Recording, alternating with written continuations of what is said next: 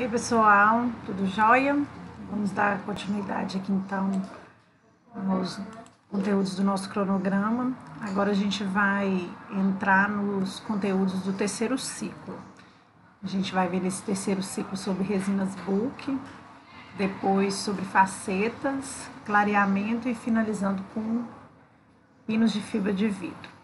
Então, esse conteúdo agora de resina, ele é a última resina que a gente estuda aqui no quarto período. Vocês conseguiram conhecer todas as resinas que existem no mercado de trabalho. A gente vai encerrar agora com as resinas bulks. E como que surgiu? Vamos pensar assim, vamos começar a pensar o porquê que se criaram a resina bulk. Só ligar um ventilador aqui.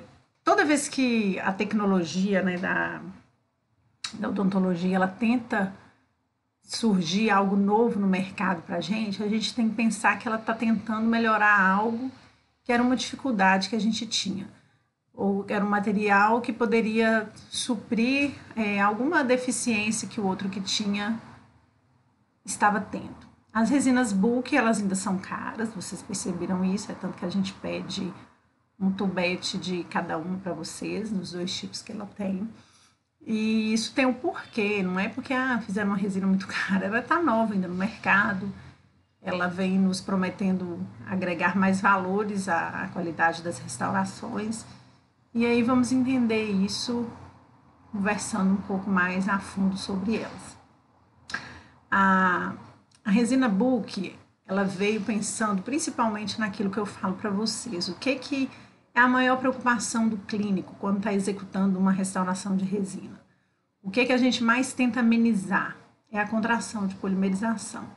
A nossa grande preocupação é com as falhas advindas da contração de polimerização, o que a gente já vem falando exaustivamente sempre que a gente fala sobre resinas. Pelo fato que quando se transformam monômeros em cadeia polimérica, o que acontece? Um encolhimento dessa massa, né, dessa resina, e que leva à formação de quê? Daquela linha, daquele gap, daquela lacuna entre o meu material restaurador e o meu dente. E é o que eu não quero que aconteça de forma alguma, porque isso vai levar o quê? Vai levar a microinfiltrações, vai levar a sensibilidade, pode levar até reações pulpares, a cárie, há vários fatores que vão interferir na longevidade da minha restauração. E eu não quero ficar com o cliente toda hora voltando até escurecimento, né, manchamento. E o problema, gente, desses gaps, desse ponto que surge de falha entre a restauração e o dente, é que normalmente ele é microscópico. A gente não enxerga isso. Então, às vezes, não é porque o dentista viu que fez uma restauração falha e deixou na boca do cliente. Não é isso, ele não percebe, ele não vê. Só vê quando surgem, né, as consequências. Então, e o que acontece quando a gente está fazendo uma resina? A gente aprendeu que a técnica incremental veio para amenizar a contração de polimerização. Nós aprendemos que quanto maior uma área livre, a contração vai ser em direção a essa área livre, então a gente vai usar pequenos incrementos. Só que qual que é a nossa dificuldade? A nossa dificuldade de trabalhar com pequenos incrementos é quando a gente está trabalhando em cavidades profundas, em cavidades de difícil acesso, com ângulos de difícil acesso, e onde principalmente é esse lugar, que é a dificuldade que os dentistas têm para trabalhar, são nas caixinhas proximais das classes 2, são lá nas proximais dos nossos dentes posteriores. Junto ainda, tem isolamento, tem matriz, tem cunha, tem toda aquela estrutura que a gente tem que colocar para poder inserir uma resina, e mais um compartimento profundo, estreito, de difícil acesso, para você ir levando pequenos incrementos, para acomodar lá no fundo e ir trazendo camada por camada até chegar na altura oclusal, que no caso da classe 2 é a nossa crista, né? Então, o que acontece? A resina bulk, ela veio em 2010, que ela começou a aparecer para a gente, que ela foi criada. ela veio trazendo a promessa de que a gente pode trabalhar com incrementos maiores. Isso nos facilita demais quando trabalhamos nesses compartimentos mais estreitos e profundos.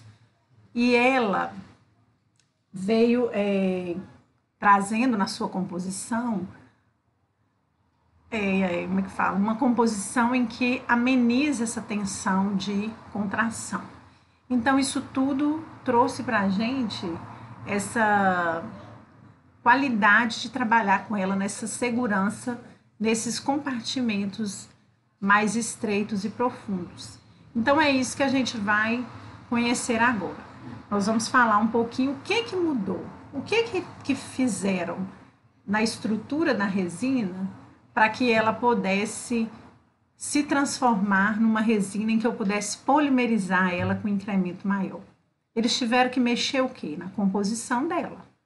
Né? A gente sabe que o que é uma... Vamos falar primeiro o que é a resina convencional. Ela tem uma matriz orgânica, que aqui está representada pelo verde. Ela tem partículas de carga, que são partículas inorgânicas. E nela vem um agente de união, que está aqui por esse lilazinho aqui, ó, que é o silano, que une essas duas partes. A matriz orgânica é composta dos monômeros. Aqui no desenho está faltando o quê? Os meus fotoiniciadores, né, que são aqueles componentes que vão ser sensíveis à luz para polimerizar. Então, foi nisso aqui, ó, que o fabricante teve que interferir. Aí, qual que foi a ideia dele? Eu vou ter que fazer uma resina, eu quero uma resina que eu possa fazer incrementos maiores. Ele me promete poder usá-la de 4 a 6 milímetros. Então, o que eu tenho que fazer? Eu tenho que fazer ela ser mais translúcida para que a luz atravesse toda essa altura e polimerize ela uniformemente. Então, para fazer essa translucidez, para torná-la mais clara, para poder a luz penetrar nela por igual, ele mexeu nas partículas de carga. Ele aumentou a matriz orgânica, diminuiu as partículas de carga, colocou elas em uma quantidade menor e em tamanhos menores, para conseguir fazer essa translucidez e ter esse ganho dela polimerizar em incrementos maiores. Mas com isso teve uma alteração na resistência dela. Quem dá mais resistência à minha resina são as partículas de carga. Então, essa resina ela tem uma translucidez maior, então ela tem um escoamento também maior, porque ela tem mais matriz orgânica, ela é mais fluida, então ela me ajuda a entrar esses ângulos de difícil acesso, principalmente na classe 2, só que ela veio menos resistente, por ter menos partícula de carga. Tá bom? Então, isso tem que ficar claro para a gente. Ela é mais clara, ela é mais translúcida e tem uma resistência menor. Tá joia? Então, aí, foi assim que foi criada a resina Book, mexendo nessa composição aqui. Tá joia? Então, vamos ver agora também, passo a passo, quais modificações foram feitas para conseguir esse resultado de uma resina em que possa trabalhar com incrementos maiores e com escoamento maior. Então, primeira coisa, eu já falei para vocês. Eles mexeram, alteraram as partículas de carga para facilitar a minha passagem de luz no incremento maior e para minimizar a tensão gerada pela contração de polimerização. Porque já que eu vou usar um incremento maior, eu tinha risco dele contrair muito e descolar ali naquele elo fraco meu, no meu ângulo cavo superficial. Eu não quero. Então, eles alteraram ela para que ela minimizasse menos essa tensão. Aumentando a translucidez, ela ficando mais translúcida, ele diminuiu o quê? A quantidade de carga nessa resina.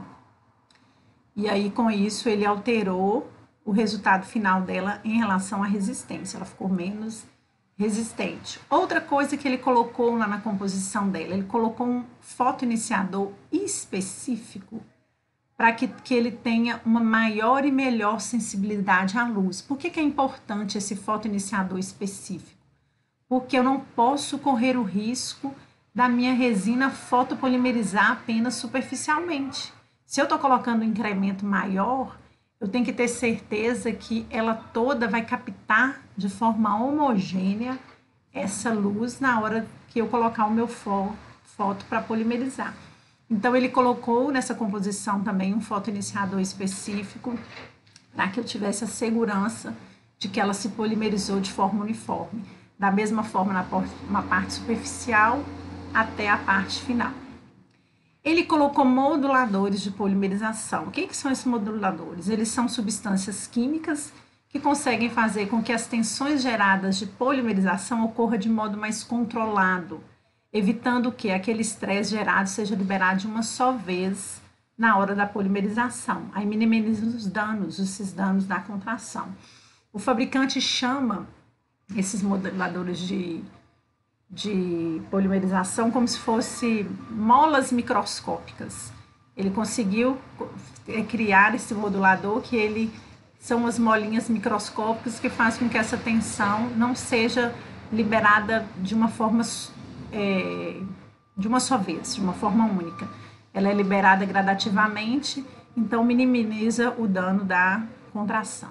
Tá joia? No momento da polimerização. Pontos que fazem com que uma resina seja considerada uma resina book-fill. O que eu tenho que ter nela para eu chamá-la de book-fill? Primeira coisa, ela tem que me dar o direito de trabalhar com incrementos maiores. Incrementos maiores que 2 milímetros. O fabricante me garante de 4 a 6 milímetros. Por segurança, a gente acaba trabalhando no máximo com 5 milímetros. E outra coisa que o fabricante me fala de vantagem quando eu trabalho com incrementos maiores é o seguinte: primeiro, a gente sempre pensa em tempo. Ganho de tempo de cadeira do paciente, o paciente ficar menos tempo sendo atendido. Pensa bem, um incremento de 2, polimeriza, de 20 a 40 segundos. Mais um polimento de 2, mais um incremento de 2. Isso tudo é tempo clínico, né? Para você profissional e para você paciente. O fabricante sempre vai querer te dizer que você está ganhando tempo, que ele está te fazendo ganhar dinheiro. Você ganha tempo, você ganha dinheiro. Claro que isso é uma vantagem. Mas a qualidade maior que ele nos passa de trabalhar com incrementos únicos é porque cada vez que a gente põe um incremento e a gente coloca outro sobre o que eu coloquei, eu corro o risco de não acomodar bem essa resina e de surgir bolhas entre uma camada e outra. E eu não quero isso. Bolha, para mim, ela é o quê? O que é uma bolha entre uma camada de resina e uma outra? Ela é um ponto fraco. Não ficou uma resina apoiada sobre a outra. E isso pode me gerar, com o tempo, com o paciente, com o seu uso contínuo da resina, porque ele vai continuar comendo, mastigando. Outra coisa, hoje os pacientes estão muito apertando o dente. Ela vai gerar micro rachaduras. Isso vai levar a minha restauração à fadiga contínua de uso a trincar, a quebrar, ou a sensibilidade, porque eu tenho bolhas. Então, é muito bom mesmo trabalhar com incremento único. Eu tiro já de cara esse risco de surgimento de bolhas entre um incremento e outro. Aí você vai me perguntar assim: Karine, se a book veio para ser tão boa, para eu ganhar tempo clínico, tempo de cadeira do paciente ser menor, e ela não incorpora bolha, por que eu não uso essa resina então para tudo? Por que ela é mais indicada para restaurações posteriores classe 2 ou cavidades profundas de difícil acesso? Pelos 2 motivos que eu falei com vocês no início da apresentação. Quando mexer na estrutura dela de formação, ela ficou translúcida e ela ficou menos resistente. Então, isso me impede de usá-la em todas as restaurações. Primeiro, translucidez. Quando eu trabalho em dentes anteriores, o que eu busco? Meu principal objetivo, além da função, é claro, a estética. Eu preciso devolver a estética para o paciente. Uma resina translúcida me dificulta a fazer isso. Eu posso tornar restaurações acinzentadas. E o incremento não sendo tão resistente, no posterior, eu sempre vou ter que recobrir ela com uma resina convencional para poder ganhar essa resistência. Tá joia? Contração de polimerização e tensão gerada de modo controlado, minimizando danos na interface. Então, essa resina tem que trazer essa propriedade. Aí que entra as molas microscópicas que eu falei para vocês. Ela tem que ter nessa composição esse componente que vai minimizar a tensão gerada na hora da polimerização para que eu não tenha dano na interface dente-restauração. Eu não quero isso aqui, ó. Eu não quero essa fenda, eu não quero esse gap, eu não quero essa lacuna. Isso aqui vai juntar alimento, vai dar microinfiltração, vai dar recidivo de cárie, vai dar sensibilidade pós-operatória, vai interferir na qualidade final da minha resina, na longevidade dela. Então, essa resina ela tem que vir com esse composto que vai minimizar essa tensão gerada pela polimerização. Então, consequentemente, qual que é um ponto forte que a resina bulk tem?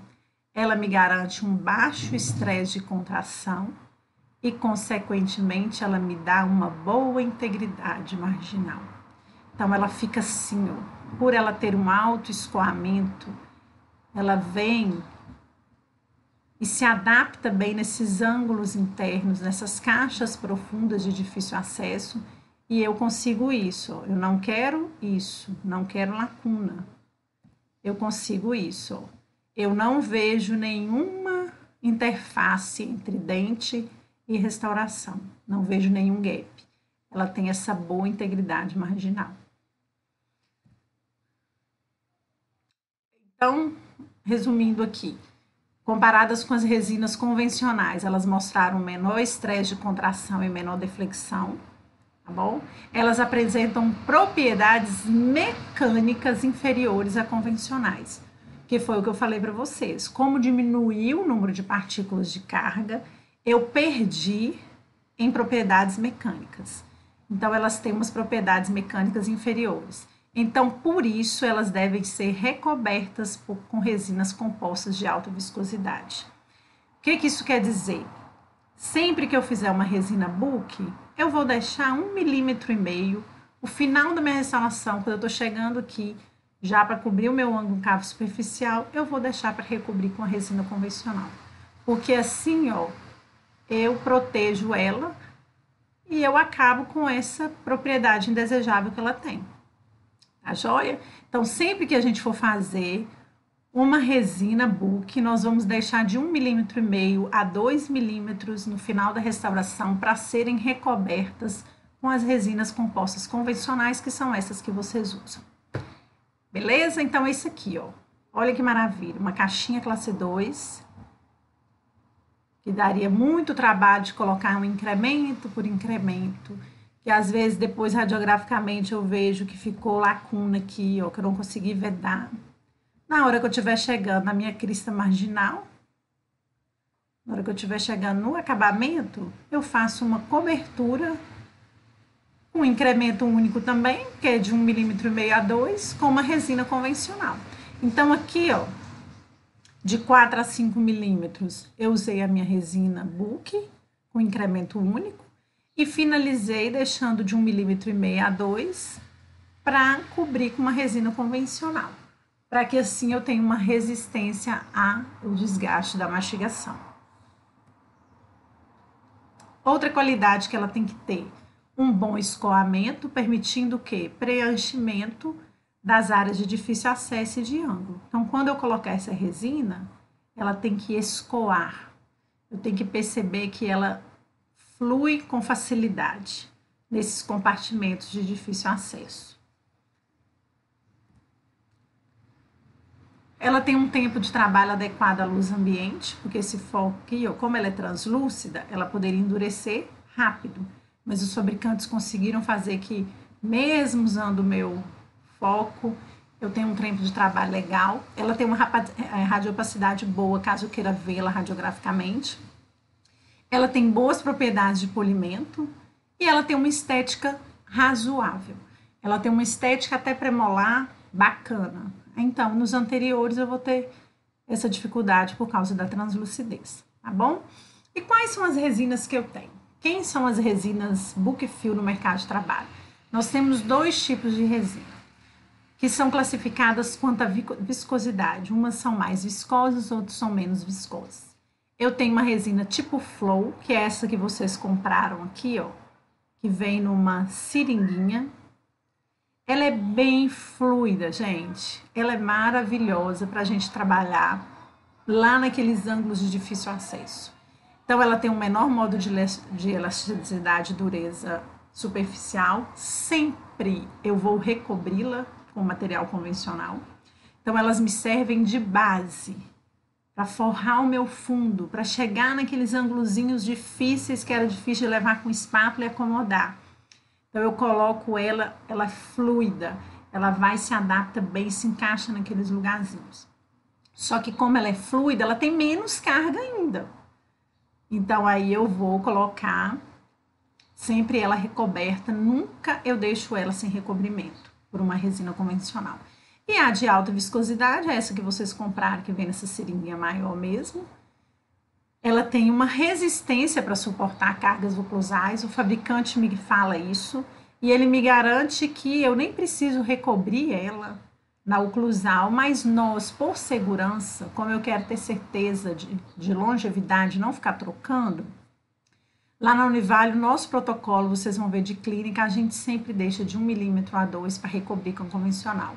Para a gente trabalhar com segurança, gente, não é porque a gente duvida do produto, não. É porque a gente sabe que ele tem menos carga. É aquilo que eu falei para vocês antes, a gente sabe que os pacientes hoje estão cada vez mais tensos, estressados, travando o dente, rangendo o dente. Se eu sei que essa resina aqui tem menos carga, eu já trabalhei com ela lá no meu compartimento difícil, 4, 5 milímetros, eu coloquei incremento único.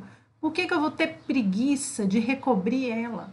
Então, eu faço ela no incremento único, mas eu deixo a camadinha superficial para recobrir por segurança, tá bom?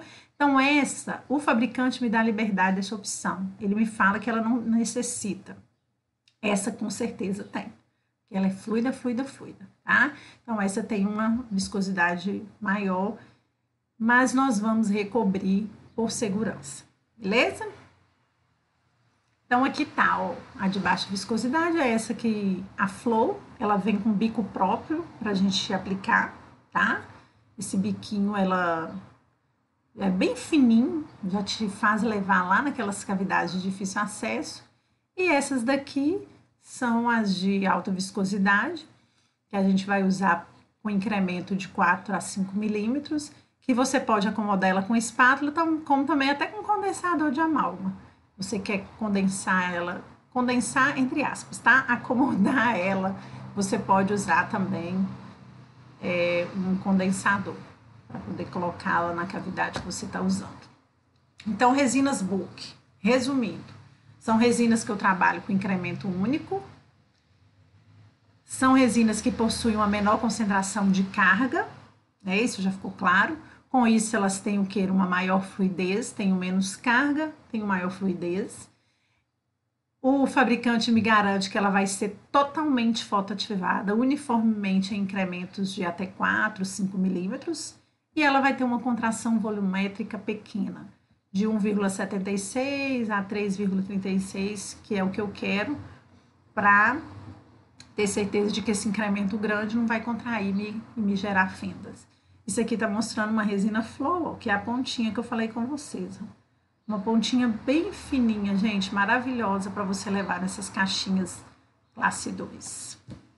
Aí vamos ver aqui só um caso clínico rapidinho, que são, gente, os mesmos passo a passo da resina convencional. Não vai mudar nada. Nós vamos fazer ataque ácido da mesma forma, respeitando um tempo menor para a dentina. Nós vamos lavar, nós vamos secar. Se antes você viu que é uma cavidade muito profunda, que você queria fazer uma proteção do complexo dentino pulpar, se você julgou que era necessário, você vai usar o seu ionômero foto antes, ou vai usar o seu... Como é que fala? Fugiu a palavra aqui, ó. O de calfoto. É só lembrar que isso aqui é uma resina, então a gente vai usar materiais de proteção pulpar de mesma cura. Se você for usar uma proteção pulpar, você vai usar materiais fotopolimerizáveis. A gente tem o de calfoto e o ionômero foto. Então, o protocolo, gente, é o mesmo. Não muda nada. vai mudar lá no final que você vai poder usar um incremento maior. Então aqui, ó, o que vocês vão ver é o quê? O ácido sendo passado no esmalte, ficando o quê?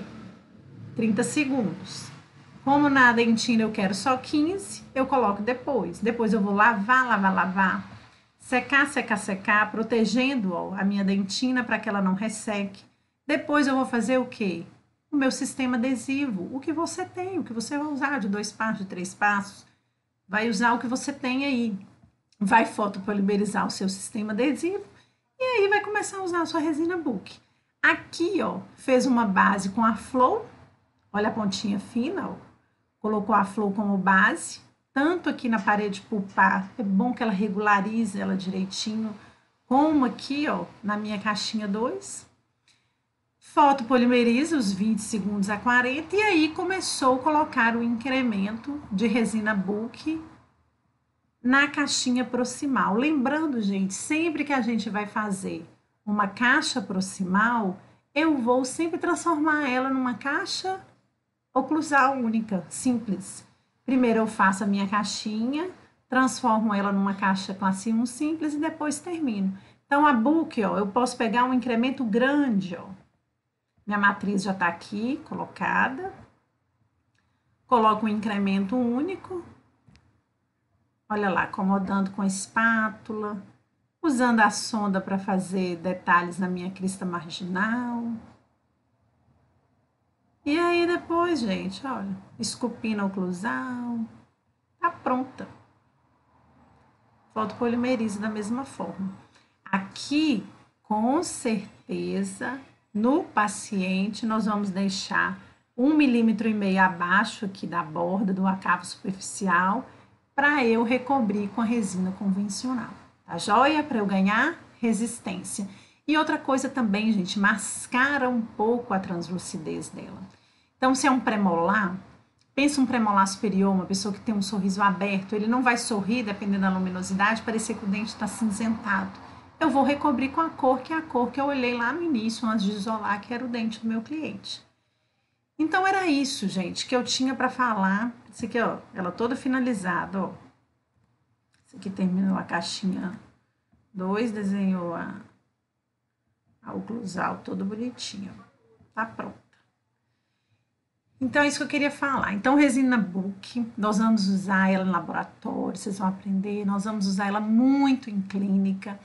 Vocês vão ver como que ela é maravilhosa para fazer classe 2, tá?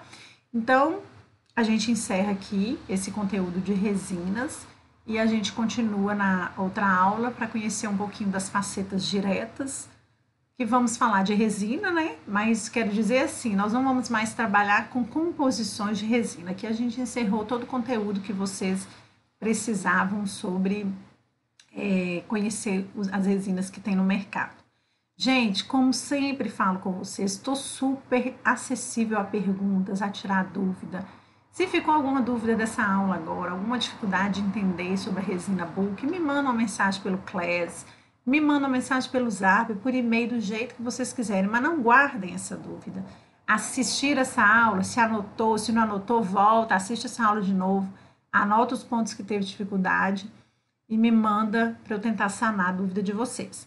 Tá bom? Tô super às ordens, não tenho vergonha de me procurar, eu tô aqui para isso. Eu tô longe, mas estou perto através desse mundo online, tá bom? Contem sempre comigo, que Deus continue protegendo, abençoando a família de vocês, guardando de todo o mal. Sejam dedicados nos estudos como estão sendo e a gente tá aqui, tá bom? Qualquer coisa é só me chamar. Um beijo, saudade de vocês, Deus os abençoe muito.